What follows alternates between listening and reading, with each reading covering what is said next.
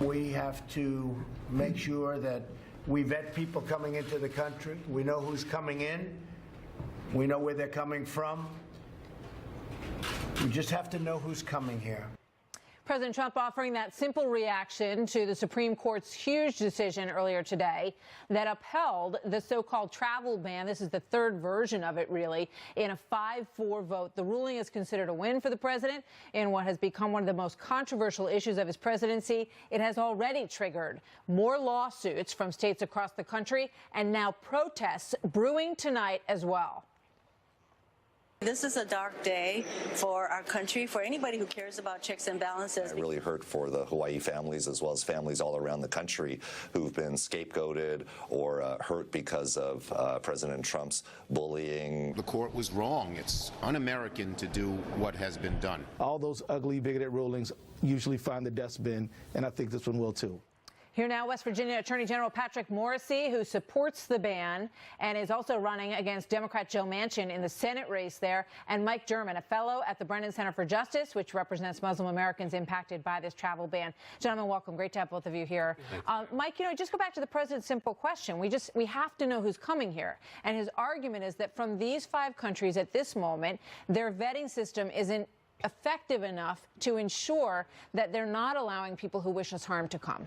So, as you mentioned, this is the third version. Yeah. And he made very clear from the very beginning that his purpose for instituting this policy was to ban Muslims from coming into the United States. But there's a huge Muslim population, many countries that are not included in this ban. Absolutely. And so if he really wanted to do that, he'd have to ban all of them. Absolutely. This is an ineffective policy. I'm not saying this was an effective way of doing it, but it's ineffective to accomplish what he wants, and also ineffective security. And dozens of national security professionals signed on to an amicus brief acknowledging not just that this would not improve security, but it would actually harm security. All right, so the president's whole take here, and the Supreme Court ruled that whatever the president said along the way is not an issue to them. They look at the letter of the way this is laid out, and they see it as 5 countries that are on a temporary ban until they can prove that their vetting system works. Well, I think it's very clear that the president acted within his authority all along, because he has the ability under both the Constitution and the statute to engage in a process to vet aliens that come into the country. And as you properly pointed out, this recent travel ban only had the 5, and there are probably another 45, 50 Muslim countries that were actually not part of that process because their procedures were determined to be strong. The president, I think, has acted consistently all along. The Department of Homeland Security has gone through an extensive vetting process, and the plaintiffs were not able to poke holes in that. This is the right decision. President Trump has stood up for national security, and I think it's a good day for our country. Mike, you spent so much of your career trying to keep this country safe. You feel confident that Yemen, for example, has an airtight system of vetting people to make sure that people who want to come here from Yemen or the Sudan, that they aren't here to blow up a building? I would never argue that there is any country that has a perfect system or anywhere near a perfect system, but if we look at who has actually been a threat to the United States, it's people who have come from England, Richard Reed, the shoe bomber.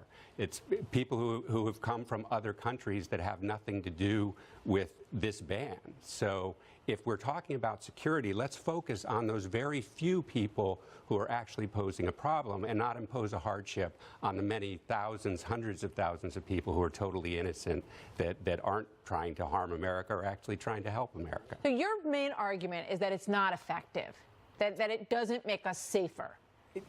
The main argument is that it's unconstitutional in that it has a negative impact on our religious liberty and the rights of Americans to have their family members. The word Muslim is not even in the letter of this I think you go back to what we talked about a little bit earlier. A small subset of Muslim countries were actually included. And one thing you're seeing is that if countries get better vetting systems and information sharing, they get removed from the list. So I think that's one of the reasons. Iraq is the example that was in the original order, is not in this order. That's right, and that shows thoughtfulness on the part of the executive to make sure that it's implementing the law focused on national security interests. So I think that should be what people talk about today, that this administration is bent over backwards to do this the right way. This is the third iteration.